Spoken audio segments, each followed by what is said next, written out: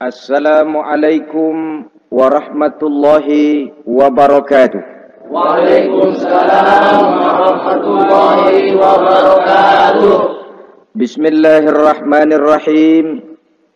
Alhamdulillahi rabbil alamin. Wassalatu wassalamu ala ashrafil anbiya'i wal mursalin, imamil muttaqin, sayyidil ghurril muhajjalin, Sayyidina wa maulana Muhammadin wa ala alihi wa ashabihil mujahidin at-tahirin limin rahimakumullah. Kejadian dan keberadaan kita dalam kehidupan di dunia ini merupakan kejadian dan keberadaan yang terima jadi atau terima beres. Artinya tidak seorang pun di antara kita yang dahulunya pernah mesen untuk punya potongan seperti yang sekarang ini, punya warna kulit seperti yang sekarang ini, punya bahasa seperti yang sekarang ini. Seluruhnya kita terima jadi. Oleh karena kita terima jadi, maka Allah tidak menilai manusia dari rupa dan potongannya, tidak juga dari harta bendanya. Bersabda Nabi kita, Innallaha la yanzuru ila suwarikum wa amwalikum walakin yanzuru ila qulubikum wa a'malikum. Sesungguhnya Allah Subhanahu wa taala tidak melihat potonganmu, tidak melihat harta bendamu, tetapi yang dilihat dan dinilai oleh Allah Subhanahu wa taala tidak lain adalah hati dan amal perbuatanmu. Kenapa rupa paras yang cantik tidak dijadikan penilaian utama oleh agama? Pertama, karena yang namanya cantik adalah relatif. Tergantung siapa yang memandang. Yang menurut saya cantik, menurut saudara belum tentu cantik. Dan yang menurut saudara cantik, menurut saya mungkin jelek, enggak ketulungan. Oleh karenanya, di kalangan para ahli cinta ada perbedaan pendapat. Sebenarnya cantik yang bikin orang jatuh cinta, atau cinta yang menyebabkan orang jadi cantik. Dua-duanya bisa saja terjadi. Mungkin karena cantik orang lalu jatuh cinta, mungkin sudah kadong cinta biar gempor cantik juga. Tapi yang jelas cantik adalah relatif. Yang kedua, cantik itu temporer, berubah oleh pergeseran masa dan pertukaran waktu. Tidak ada orang makin ke ujung makin cantik. Sekarang dia sedang sweet 17-an. Umur 17-an, of course cantik bukan alam kepala. Seluruh yang ada dalam dirinya menjadi syair di kalangan para remaja. Rambutnya katanya ikal berderai, pipinya bakpao dilayang, lalu janggutnya katanya macam lebah bergantung, alisnya macam semut beriring. Kalau dia senyum orang pada lemes. Itu sekarang 2, 30, 40 tahun yang akan datang, kalau dia senyum mungkin orang lari semua. Cantik itu temporer. Dan yang ketiga, di atas langit masih ada langit lagi. Di atas yang kita anggap cantik, rupanya masih ada yang lebih cantik lagi. Oleh karena itu, penilaian inti dari agama bukan soal potongan, bukan soal harta benda, tapi hati dan amal perbuatan.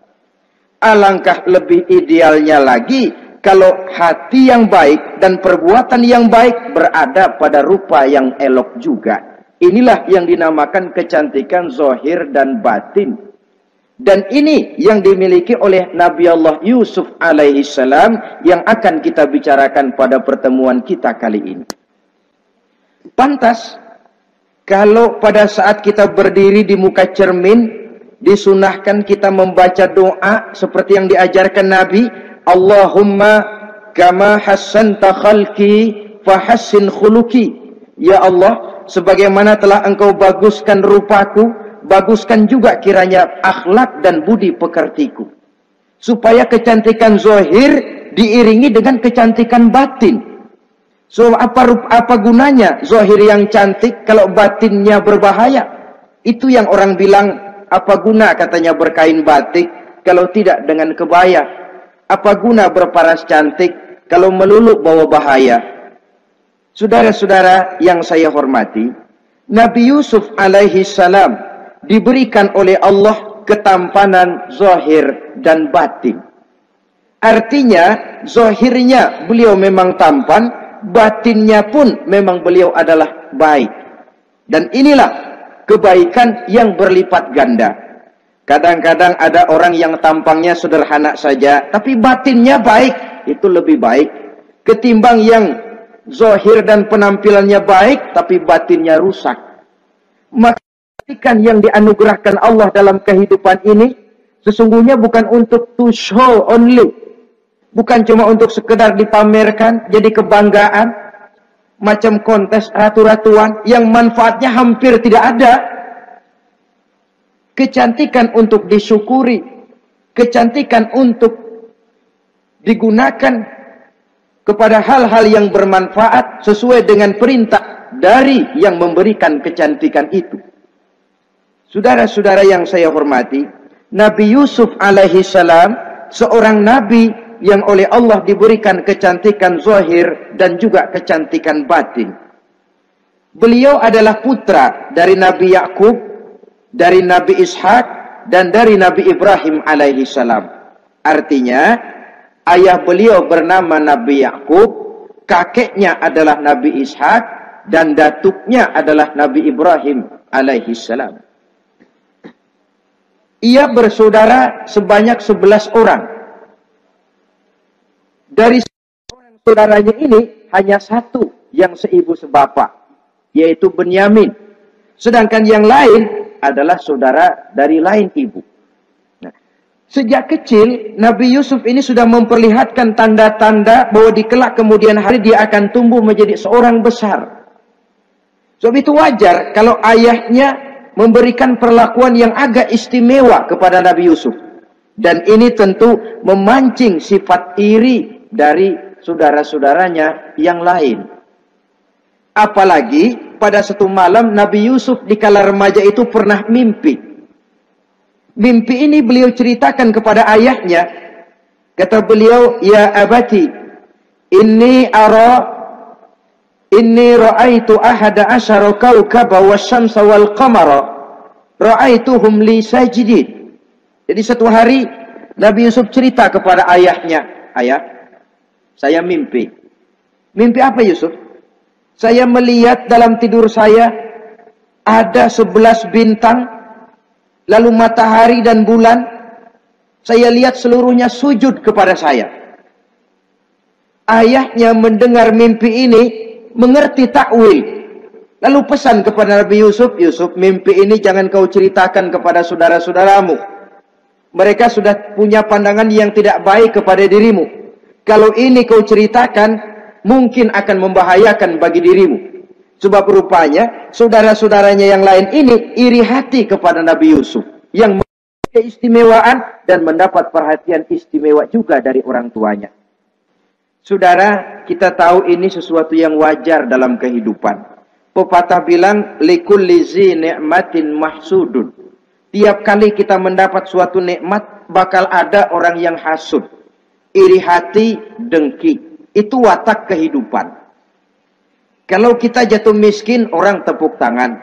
Kalau kita jadi kaya, orang tanya berdukun kemana. Wajar saja, likulli zi ni'matin mahsudun. Tiap kali kita mendapat suatu nikmat, tentu ada yang hasud, ada yang iri, ada yang tidak senang. Begitu juga halnya dengan saudara-saudara Nabi Yusuf alaihi salam. Dan watak iri hati ini tidak cuma tinggal iri hati, mereka buktikan lewat tindakan konkret. Suatu hari mereka musyawarah, saudara-saudaranya yang iri ini. Saudara-saudara, bapak kita nggak adil. Masa Yusuf mendapat perlakuan istimewa? Wa nahnu usbah, sedangkan kita ini golongan yang lebih besar. Dari 12 orang anaknya, masa cuma satu Yusuf yang mendapat perlakuan lebih istimewa? Kita ini yang 11 dianggap angin apa? Nggak adil abah kita ini. Iya, tapi caranya bagaimana? Apa kita omelin bapak? Jangan. Habis Yusuf singkirin. Kalau Yusuf nggak ada, kan anaknya tinggal kita. Praktis perhatiannya seluruhnya akan tercurah kepada kita. Nah, saya ingatkan bahwa hasud sering mendorong orang untuk melakukan segala macam cara. Artinya, Orang itu kalau sudah dibakar sifat dengki, iri hati, dia rela melakukan apa saja. Pertama, agar nikmat yang ada pada diri orang lain hilang. Yang kedua, supaya nikmat itu pindah kepada dirinya.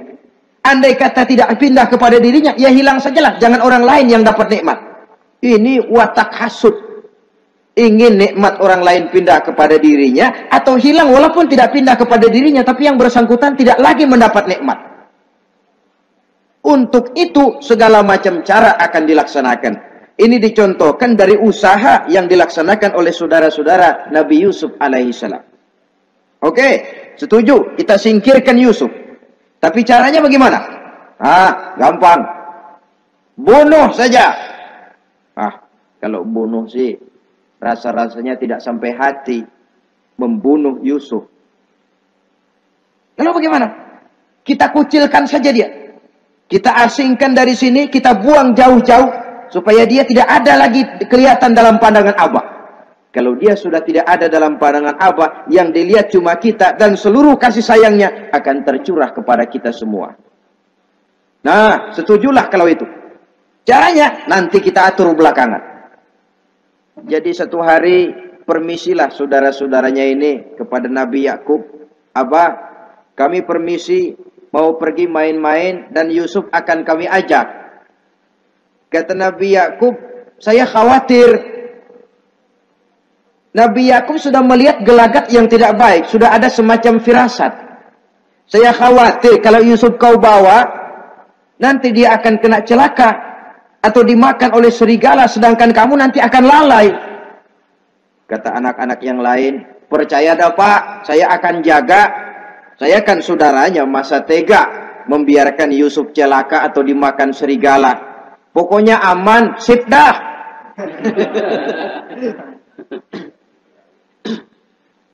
Akhirnya Nabi Yakub mengizinkan. Pergilah 12 bersaudara ini pergi bermain-main. Mula-mula berkejar-kejaran, Yusuf ikut main kejar-kejaran. Lantas buka baju, Yusuf ikut buka baju. Sampai ketika tiba di tepian sebuah sumur tua, rencana yang sudah disepakati itu dilaksanakan. Nabi Yusuf diangkat beramai-ramai, digotong, lalu dimasukkan, diceburkan ke dalam sumur mati itu. Kemudian baju Nabi Yusuf itu mereka basahi dengan darah kambing.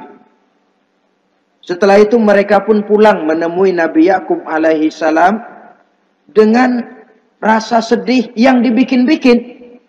Ini penyakit hasud.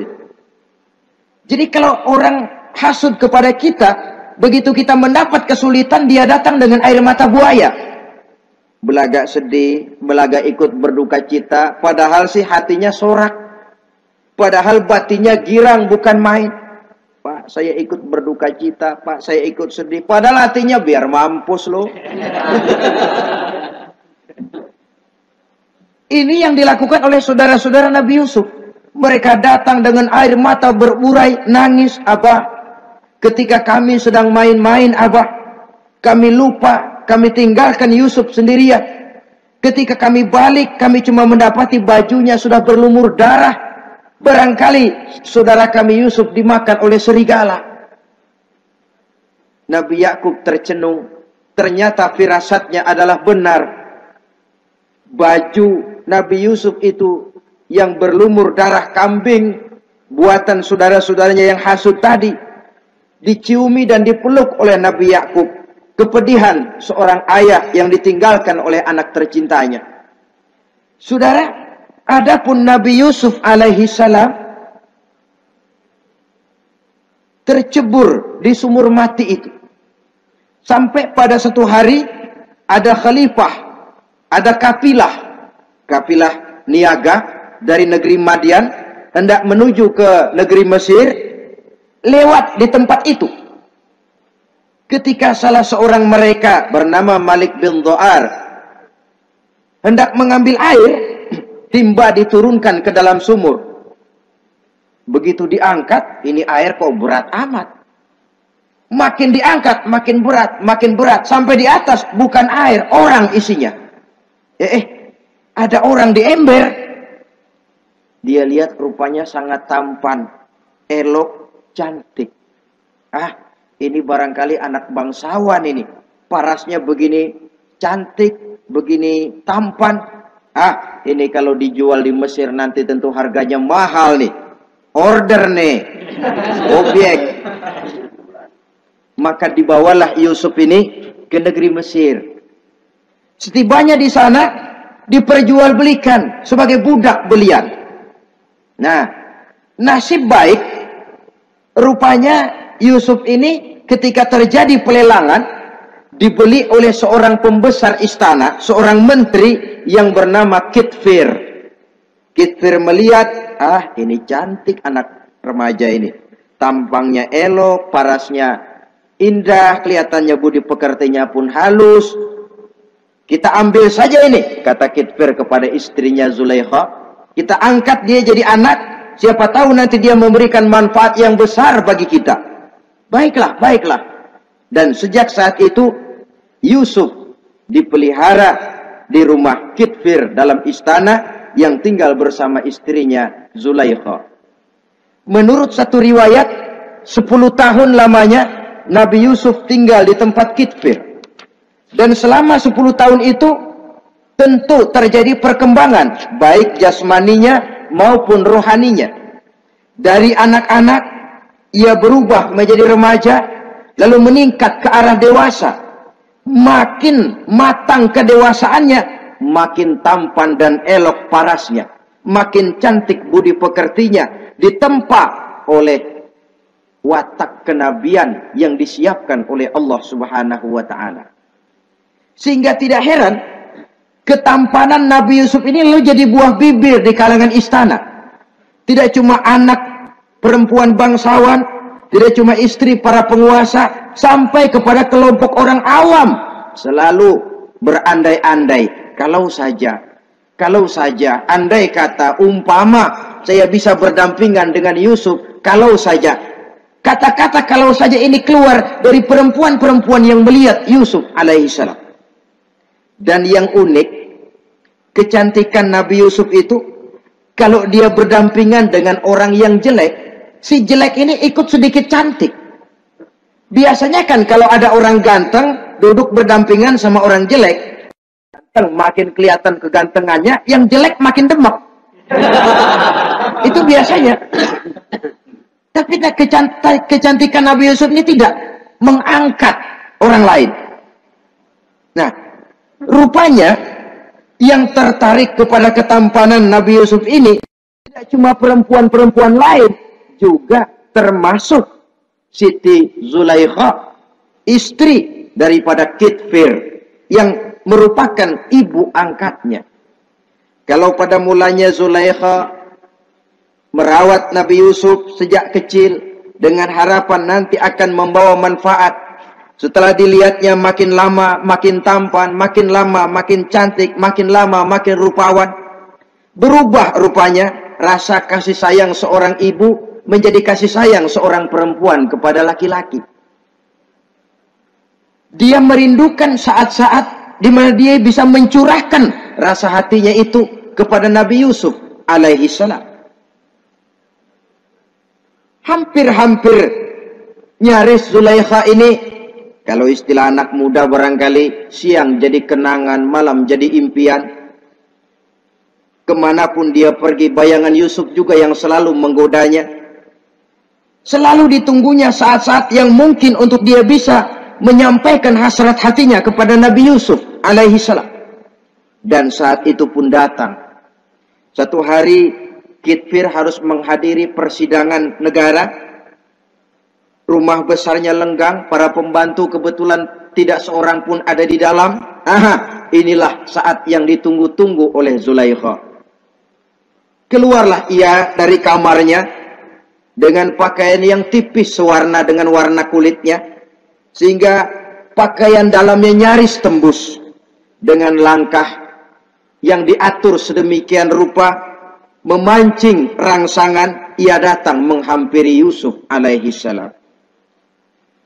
Lalu dengan suara lemas memelas, ia pun memanggil Yusuf. Ada apa tuanku? Sini yang. Kalau bahasa kita. Melihat mendengar suaranya yang lain dari hari-hari biasa. Apalagi melihat pakaian Zulaikha yang begitu tipis. Jantung Nabi Yusuf berdetak sangat cepat. Darah mengalir dengan cepat. Maklum, beliau juga manusia, laki-laki, normal terlepas dari kenabiannya. Jantungnya dak-dik-duk. Kemari Yusuf, sini. Ada apa tuanku? Sudah lama Yusuf. Lama apa tuanku? Saya memendam rindu kepadamu Yusuf. Siang malam engkau juga yang jadi tumpuan harapan saya. Kemanapun saya pergi seakan wajahmu juga yang saya lihat Yusuf. Tidur saya jadi tak nyenyak. Makan saya tak pernah membawa kekenyangan Yusuf. Tidur yang biasanya mendatangkan semangat seolah semuanya pergi meninggalkan saya Yusuf. Hembusan sepoi pagi mengusap bunga merekah dalam taman yang biasanya membawa keindahan, semuanya telah berganti dengan keindahan wajahmu Yusuf. Sinilah sebentar, penuhi hasrat hati saya. Saya segan tuanku. Segan kenapa Yusuf? Saya tidak mau mengkhianati tuan saya yang telah berbuat baik kepada saya. Apakah saya juga tidak pernah berbuat baik kepadamu? Benar, Tuhan juga berbuat baik kepada saya. Tapi pantang saya mengkhianati majikan saya. Yusuf, sekarang kesempatan yang baik. Kitfir, suami saya, sedang menghadiri persidangan penting di negara, di istana, dan rasanya akan lama dia baru kembali. Sementara para pembantu kita tidak ada di sini. Saya malu tuanku, saya segan. Malu kepada siapa? Tidak ada yang tahu, tidak ada yang lihat. Allah. Saya takut, saya malu kepada Allah tuanku. Padahal kalau menurut ukuran hati, Quran menjelaskan walaqad hammat bihi wa hamma biha. Sebenarnya Zulaikha cinta kepada Yusuf, Yusuf pun senang kepada Zulaikha. Itu iblis sibuk bukan main memasang jerat, pasang besi berani biar pada nyetrum.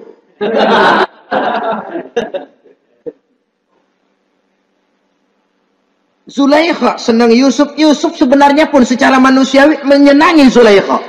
Walaula an ra'a burhana rabbih. Tapi Yusuf ketika itu melihat larangan Allah, peringatan Allah. Seolah-olah dia lihat Allah mengatakan, Yusuf, ini letter S. Dilarang parkir di sini. Menurut satu riwayat, Nabi Yusuf melihat ayahnya, Nabi Yakub, melambai-lambaikan tangan menyetop. Seolah-olah melarang dia meneruskan langkahnya. Riwayat lain menjelaskan seolah-olah Nabi Yusuf dibisiki oleh malaikat Jibril. Yusuf, kalau kamu kalah sekarang, kamu sama saja gajah kemasukan semut di kupingnya terus mati. Tapi kalau kamu menang, kamu adalah gajah yang tidak terkalahkan. Ada semut mati oleh, ada gajah mati oleh semut. Alangkah memalukan. Binatang yang begitu besar jatuh hanya oleh binatang yang begitu kecil. Artinya apa? Kau akan jadi orang besar Yusuf. Apakah harus gagal dan jatuh cuma karena bujuk rayu seorang perempuan macam ini? Satu riwayat menjelaskan semacam itu. Sehingga mantap Yusuf, maaf tuanku, saya malu kepada manusia, saya malu kepada majikan, tapi saya lebih malu lagi kepada Allah. Saat ini majikan tidak tahu, orang seorang pun tidak ada yang lihat, tapi Allah pasti lihat. Itu yang saya malu. Ah Yusuf, jangan sok kalem. Mumpung situasi mengizinkan, mubazir nih. Zulaikha pun berangkat pergi ke tempat pembaringan, ke tempat tidur. Lalu dengan pose yang merangsang, aduhai, melambai-lambaikan tangannya, hai talak, Yusuf sini, Yusuf kemari. Nabi Yusuf dipelihara oleh Allah. Ketika Nabi Yusuf tetap menampakkan keengganannya, Zulaikha jadi berang. Ya namanya istri pembesar ditolak oleh anak muda yang menurut penilaian dia nggak ada apa-apanya. Lu kan kecemplung di sumur, gua pungutin. Cuma sekedar segini aja nggak mau nurutin, kebangetan amat. Bukan Zulaikha kalau nggak nekat. Dia bangun dari pembaringannya, gemes, dia hampiri Yusuf. Kalau cara kita diunyeng Yusuf itu. Dipaksa Nabi Yusuf berlari ke arah pintu, ditarik bajunya dari belakang oleh Zulaikha, sobek belakang bajunya ini. Begitu baju sobek, pintu terbuka, Kitfir suami Zulaikha datang. Orang Arab bilang yumsak mablul, ketangkep basah. Ketangkep basah. Merah pada muka Zulaikha. Sementara Kitfir pun matanya merah. Tapi Nabi Yusuf tenang-tenang saja. Ya wong nggak salah. Tenang-tenang saja Nabi Yusuf. Bukan tenang karena pengalaman. Tenang karena memang tidak berbuat yang negatif. Kadang-kadang ada juga yang tenang tapi pengalaman. Oh buaya itu. Kita ketahuan kepentok, ketangkep hansip, anteng aja. Itu bukan nggak salah, badak. Nabi Yusuf tenang karena memang tidak berbuat salah apapun. Nabi Yusuf tenang karena yakin dirinya benar. Sehingga mantap menghadapi kedatangan Kitfir yang sangat tiba-tiba itu. Adapun Zulaikha ketika melihat suaminya berdiri di muka pintu, cepat-cepat dia berubah siasat. Inilah salah satu kelihayan makhluk bernama perempuan. Dia pandai bersalin rupa, dia pandai bermain minyak di atas air. Melihat suaminya datang, roman mukanya pun menjadi sedih, air mata berurai membasahi pipi. Papa, katanya. Apa balasan bagi orang yang mau menistakan istri papa? Maksudmu apa, Zulaikha? Yusuf gile. Dia mencari kesempatan dalam kesempitan. Dia mau menodai kehormatan saya. Dia hendak memperkosa saya. Kata Nabi Yusuf, bukan saya, Tuan. Saya enggak. Yang benar Yusuf, enggak. Zulaikha yang memaksa saya. Betul Zulaikha, tidak. Yusuf yang memaksa saya. Sampai akhirnya salah seorang dari isi rumah itu memberikan jalan keluar. Tuan Kitfir, begini saja. Sulit memang untuk dilacak kebenarannya. Cuma periksa saja baju Yusuf. Kalau bajunya sobek di belakang, Yusuf benar, Zulaikha salah. Kalau baju Yusuf sobeknya di depan, Zulaikha yang benar, Yusuf yang salah. Nah, apa artinya itu? Kalau bajunya sobek di belakang kan artinya Yusuf kabur, ditarik dari belakang. Tapi kalau bajunya sobek di depan, itu artinya Zulaikha nyakar-nyakarin baju Yusuf dari depan. Lihat saja, pokoknya kalau bajunya sobek di belakang, Yusuf benar, Zulaikha salah. Kalau baju Yusuf sobek di depan, Yusuf salah, Zulaikha benar. Ketika diperiksa, dicek bajunya, betul sobek di belakang. Artinya Yusuf benar, Zulaikha yang salah. Kata Kitfir, Zulaikha, jelas sudah bagaimana kejadian yang sebenarnya. Oleh karena itu, bertaubatlah kamu kepada Allah. Dan kau Yusuf, jangan ceritakan peristiwa aib ini kepada siapapun. Untuk menjaga nama baik kita bersama. Baik Tuan. Saudara-saudara kaum muslimin yang saya hormati. Tapi ya bagaimana? Serapi-rapinya menyimpan barang busuk, toh akhirnya tercium juga. Gosip ini akhirnya tersiar di mana-mana, terutama di kalangan para pembesar. Sehingga kalau kumpul para istri pejabat, Zulaikha jadi bahan gunjingan. Kan main bini menteri demen sama budaknya. Nggak salah apa tuh? Jadi bahan ejekan. Ya sebab tentu ukuran mereka yang belum pernah ngelihat Yusuf, kalau duren ketemu duren dong. Masa duren ketemu ketimun ya bonyok. Artinya nggak seimbang. Masa istri bangsawan tergila-gila sama anak angkatnya, sama budak beliannya, nggak masuk rasio itu. Zulaikha dengar berita macam itu. Sampai dalam hatinya, pantas saja kamu ngenyek saya, kamu meremehkan saya, karena kamu belum pernah lihat potongan Yusuf bagaimana. Akhirnya dalam hati Siti Zulaikha ini timbul semacam dendam. Suatu saat gua kerjain loh. Caranya gimana? Satu hari para istri bangsawan ini diundang ke tempat Siti Zulaikha. Duduk di satu ruangan luas. Setelah duduk dihidangkan makanan. Makanannya aneh. Cuma buah sama pisau. Ketika buah dan pisau sudah siap. Satu orang satu, satu orang satu, satu orang satu. Ketika mereka sedang mengupas itu. Zulaikha berkata kepada Nabi Yusuf. Yusuf, kau jalan. Dari sini ke sana. Melintas. Kayak peragawati gitu. Nah, untuk apa Tuhan? Pokoknya jalan aja dah. Nabi Yusuf jalan. Sejak beliau melangkah ke ruangan itu, semua mata perempuan-perempuan bangsawan yang lagi ngupas buah, semuanya tertuju kepada Yusuf. Ada yang matanya emang buluk, makin buluk. Ada yang ngeliatin campur mulutnya menganga. Apa kata mereka? Falamma ra'ainahu akbarnahu wa qatta'na aydiyahunna wa qulna hasya lillah ma hadza bashar in hadza illa malakun karim. Falamma ra'ainahu, ketika perempuan-perempuan itu melihat Yusuf, akbarnahu, mereka agungkan Yusuf. Wa qulna hasya lillah, mereka bilang, ini sih bukan orang nih. Ini malaikat nih.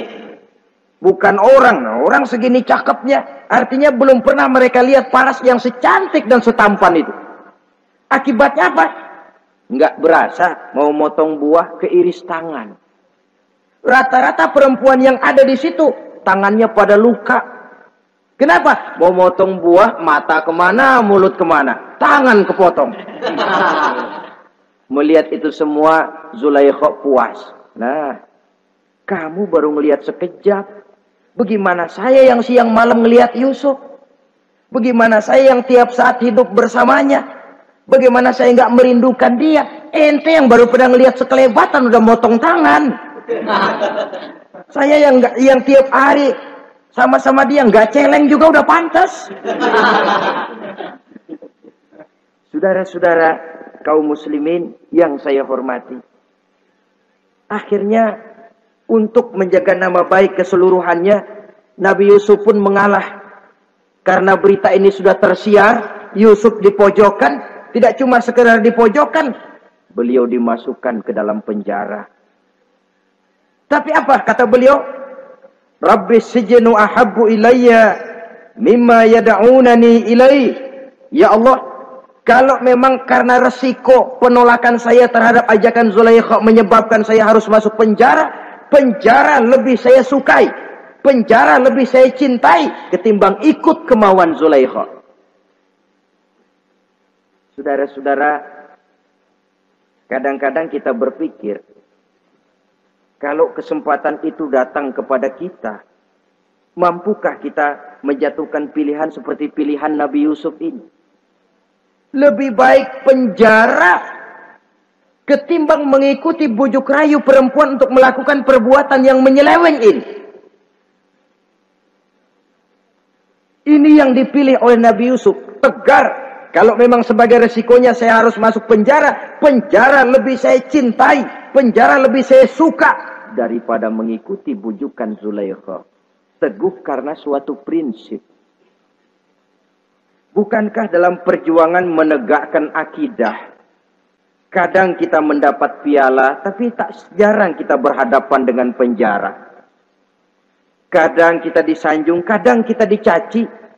Itu romantika perjalanan dari yang namanya perjuangan. Tapi pilihan harus ada. ketimbang ikut bujuk rayu perempuan yang mengajak melakukan perbuatan serong, penjara lebih saya cintai.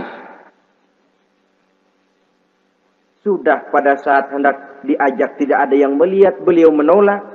Akibat penolakannya pun masuk penjara, tapi penjara lebih menyenangkan hatinya. Ketimbang hidup merdeka, tapi jiwa terpenjara. Inilah Nabi Yusuf barangkali. Biar badan masuk penjara, asal jiwa merdeka. Kita sekarang sebaliknya.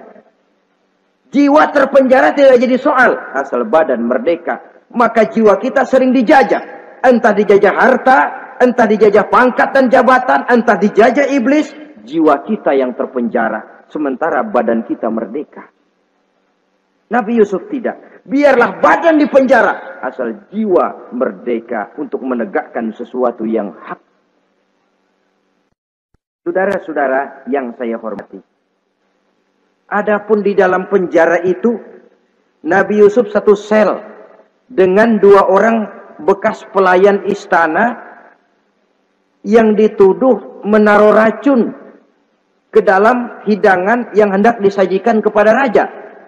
Yang satu tukang ngatur minuman, yang satu tukang ngatur makanan untuk raja.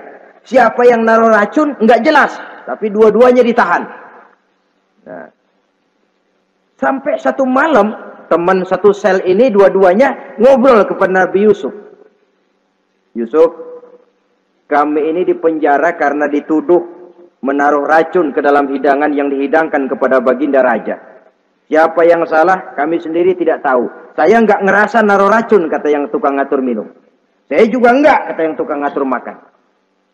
Sampai satu malam, mimpi. Mimpi itu diceritakan kepada Nabi Yusuf. Kata yang tukang ngatur minuman, Yusuf, saya mimpi. Saya memeras anggur, lalu menghidangkannya kepada baginda raja. Apa arti mimpi saya?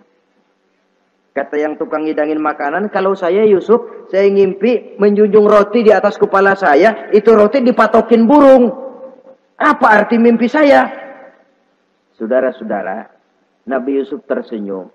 Adapun kamu yang mimpi memerah anggur, kamu akan keluar dari penjara bebas dan akan kerja lagi di istana. Adapun kamu yang mimpi menjunjung roti dipatokin burung, kamu akan dihukum mati, disalib dan kepalamu akan dipatokin oleh burung. Ini tukang roti ngotot, bisa aja lu ah. Ya lempengan apes ramalannya. Ya bukan soal bisa nggak bisa, lihat aja kenyataannya. Cuma kepada kamu yang tukang ngatur minuman, saya pesan, kalau nanti kamu bebas kembali di istana raja, tolong ceritakan ihwal saya kepada baginda raja ini. Saya mendekam di penjara ini tanpa berbuat salah apapun. Baik, insya Allah Yusuf. Dan ketika persidangan memutuskan, seperti tepat yang diramalkan Nabi Yusuf. Si tukang menghidangkan makanan dihukum mati, si tukang menghidangkan minuman kembali kerja di istana. Tapi begitu kerja, dia lupa sama pesan Nabi Yusuf. Itu biasanya watak orang memang begitu. Kalau dalam keadaan kepepet, macam-macam janjinya. Begitu keadaannya longgar, lupa sama janjinya. Sehingga ada pepatah katanya, nolongin anjing kejepit. Waktu kejepit, kaing-kaing minta ditulungin. Begitu udah rapi ditulungin, yang nulungin bisa digigit. Saudara hadirin yang saya hormati, sampai bertahun-tahun Nabi Yusuf mendekam dalam penjara. Tapi itulah yang menambah kedewasaannya. Maka orang beriman ya, yang mantap nilai imannya, tempat tidak jadi soal. Kadang-kadang dia merasakan penjara lebih indah dari alam terbuka. Banyak orang-orang beriman yang justru di penjara menghasilkan karya-karya besar. Kita tahu misalnya almarhum Hamka, justru di penjara bisa menyelesaikan tafsir Al-Azharnya. Salah satu karya besar pujangga terkemuka ini. Macam Hasan Al-Banna, Abdul Qadir Audah, dan banyak lagi tokoh-tokoh Ikhwanul Muslimin. Merasakan justru penjara itu bagaikan sorga. Kenapa? Mereka yakin di penjara untuk sesuatu yang benar. Maka tempat tidak pernah jadi masalah. Kalau jiwa merdeka, puluhan tahun mendekam di penjara, tidak akan merupakan satu rasa yang lama. Kenapa? Jiwa tidak bisa dibatasi oleh ruangan 2 kali 3 meter. Jiwa yang merdeka tidak bisa dibatasi dengan teralis besi. Jiwa yang merdeka tidak bisa dibatasi dengan dinding tembok yang tebal. Jiwa yang merdeka mengembara, melanglang buana, mencari idealisme yang ada dalam dirinya. Itu yang dirasakan oleh Nabi Yusuf alaihissalam. Untungnya satu malam raja ngimpi. Untungnya ini. Ngimpinya luar biasa. Ada 7 ekor lembu gemuk-gemuk. Makanin 7 ekor lembu yang kurus-kurus. Lalu ada 7 batang gandum yang isinya gemuk-gemuk. Ada 7 batang gandum yang sudah layu-layu.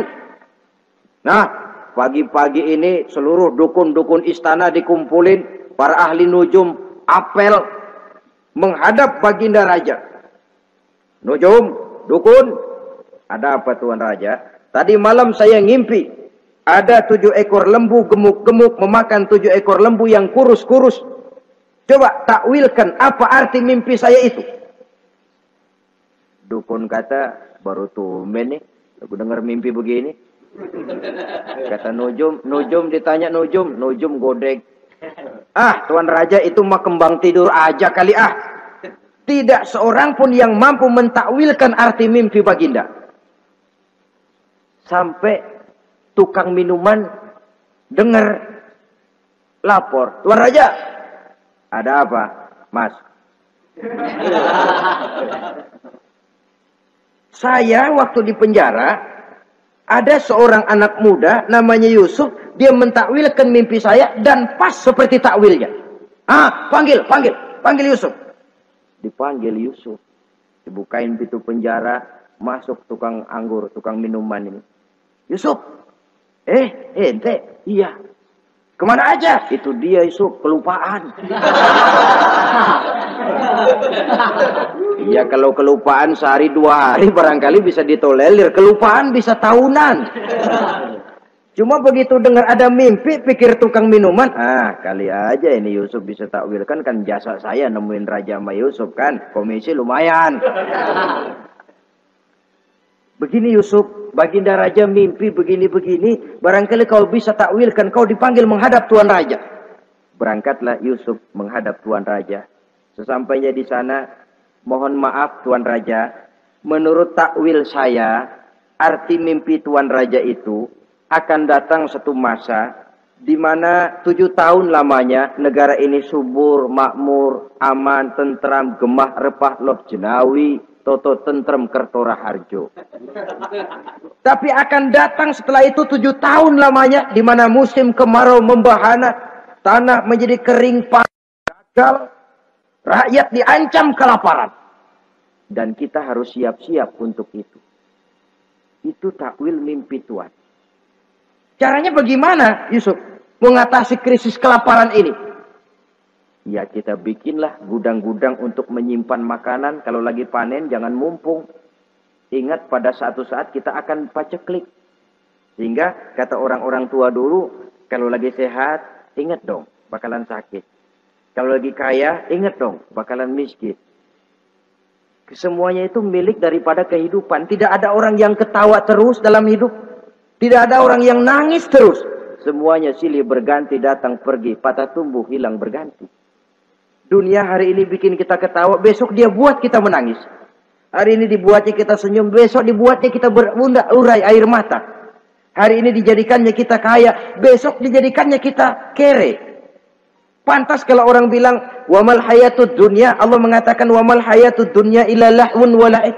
Hidup dunia ini cuma sandiwara. Tiap kita sekarang sedang memegang peranan. Ketika memegang peranan, ya jadi orang kaya peranan, jadi kiai peranan, jadi jenderal peranan. Sama saja dengan wayang golek. Gatot Kaca yang bertulang kawat berotot baja, punya ajian beraja musti, gagah perkasa, bisa terbang di angkasa. Hebat perkasa Gatot Kaca. Kapan? Waktu dipegang dalang. Betul apa benar?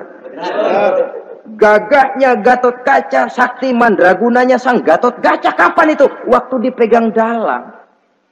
Begitu peranannya selesai, sama dalang dimasukin ke kotak, diam aja Gatot Kaca. Terbang kek? Enggak, diam aja.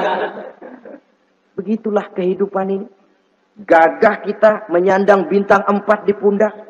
Gagah kita membawa harta yang banyak. Gagah kita membawa jabatan ini dan itu. Waktu oleh sang sutradara dimasukkan ke dalam lubang yang luasnya tidak lebih 1 kali 2 meter. Nggak bekutik. Nggak ada yang lawan. Jenderal yang berbintang 4 dilonjorin, dia yang lihat anteng aja. Habis peranan sudah sampai di situ. So, itu wajar. Kata Nabi Yusuf, kalau lagi panen, ingat pada suatu saat kita akan paceklik. Jangan giliran panen besar. Di daerah-daerah kita lihat, sudah panen pesta pora. Bukan bersyukur kepada Allah. Tapi kegembiraan itu diwujudkan dalam bentuk lain. Tontonan yang membuat lupa diri, bermabuk-mabukan. Sehingga kadang-kadang kalau di daerah itu katanya kalau musim panen, musim kawin. Musim paceklik, musim cerai. Saudara-saudara kaum muslimin yang saya hormati.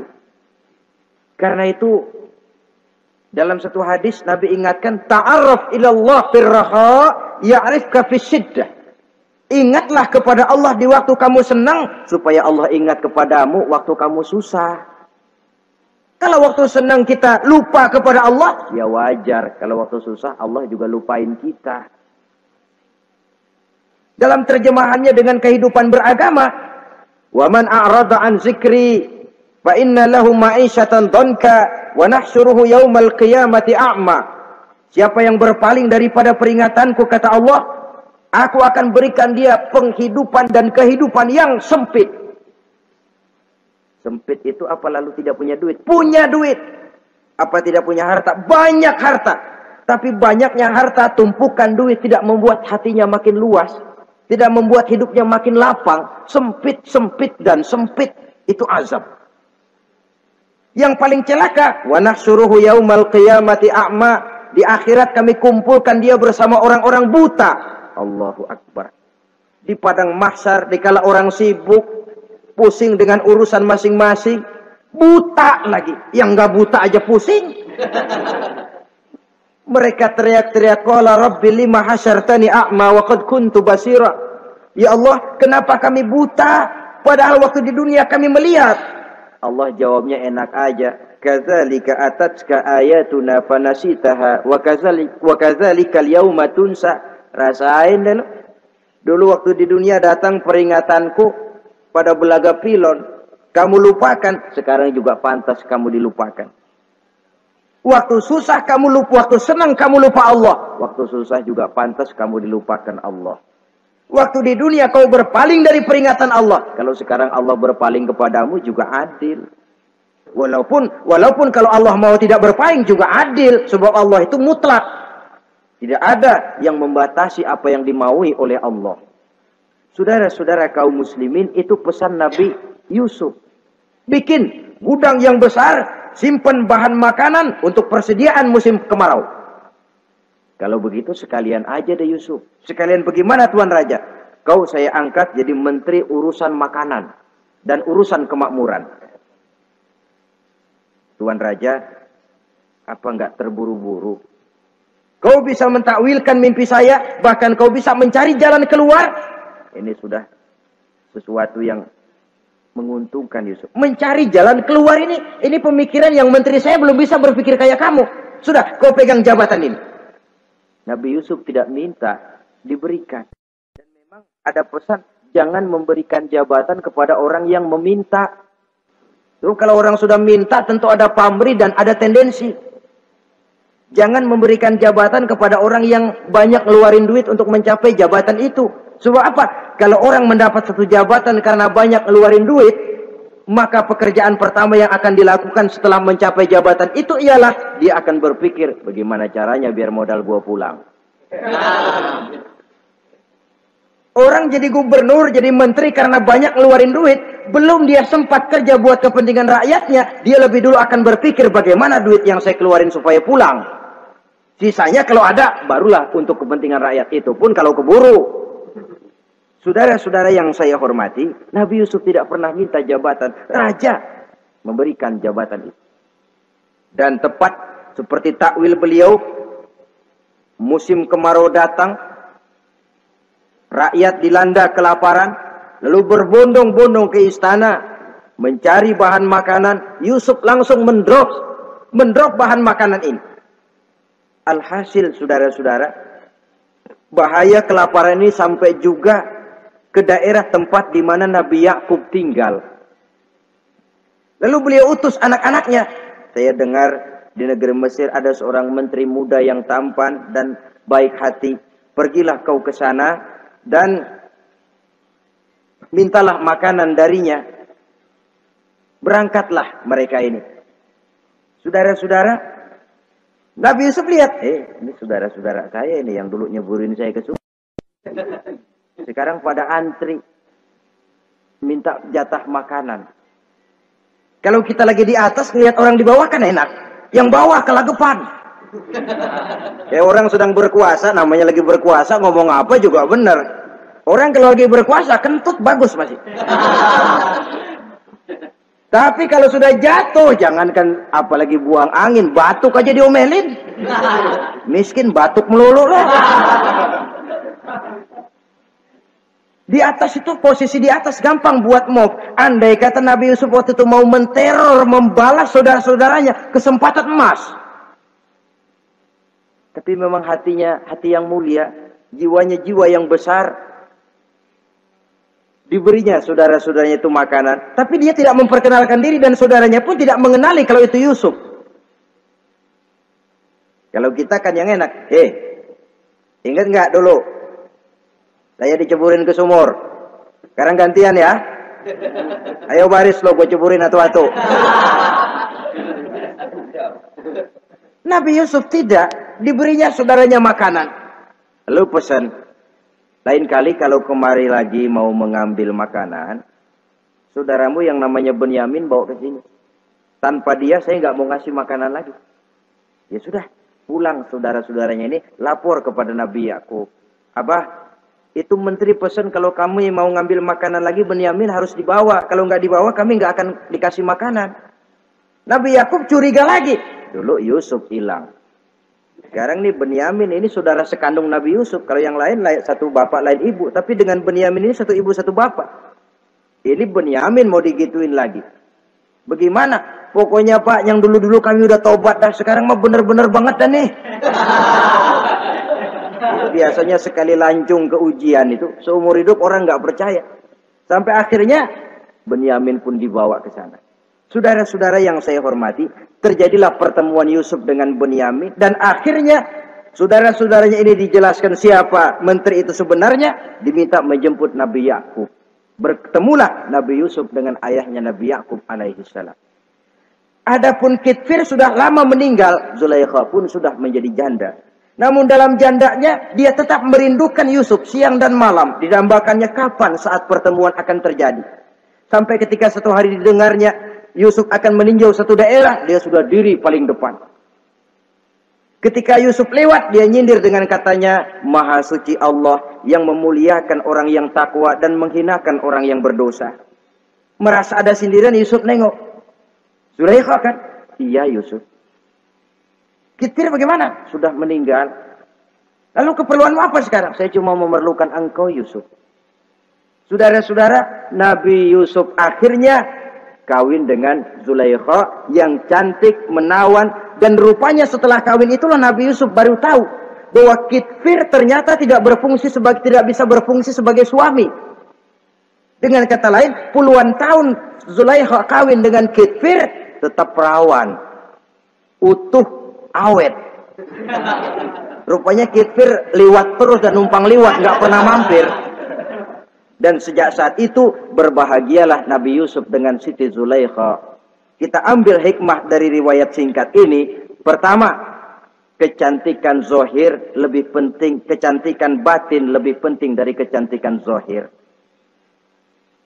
Alangkah lebih baik lagi kalau kecantikan zohir itu berpadu dengan kecantikan batin. Karena dalam pandangan Islam, Allah tidak menilai manusia dari rupa dan harta, tetapi dari hati dan amal perbuatan.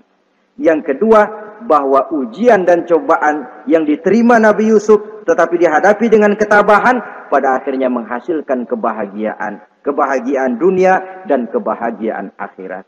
Inilah saja pertemuan yang singkat ini, mudah-mudahan ada manfaatnya. Terima kasih atas segala perhatian, mohon maaf atas segala kekurangan. Wassalamualaikum warahmatullahi wabarakatuh.